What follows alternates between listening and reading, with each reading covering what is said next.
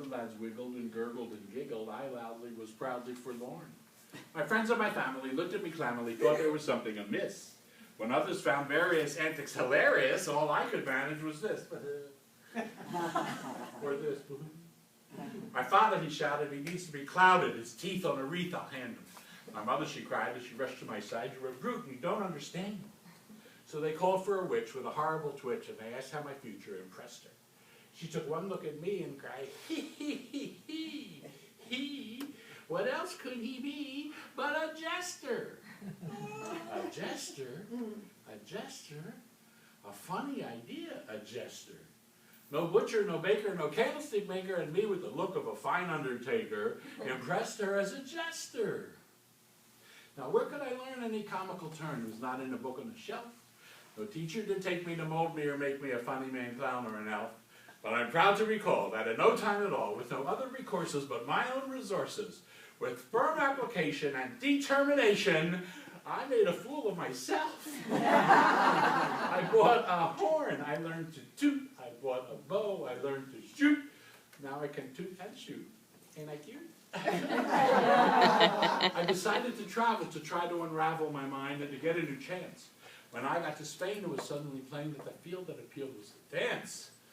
The Spanish were clannish, but I wouldn't vanish. I learned every step they had planned. The first step of all isn't hard to recall. The first step of all is to stand. And stand, and stand, and they stand, and sometimes they stay this way for days.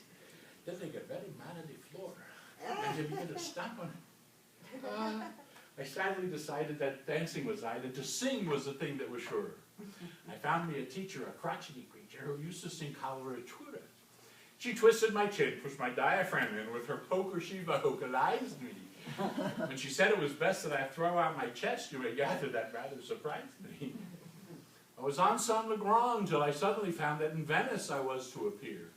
The gala locale was a tropic canal, and me, the high sea gondolier.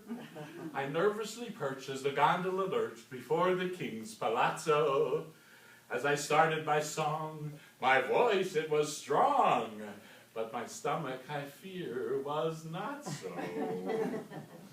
Oh, solo mio. Oh,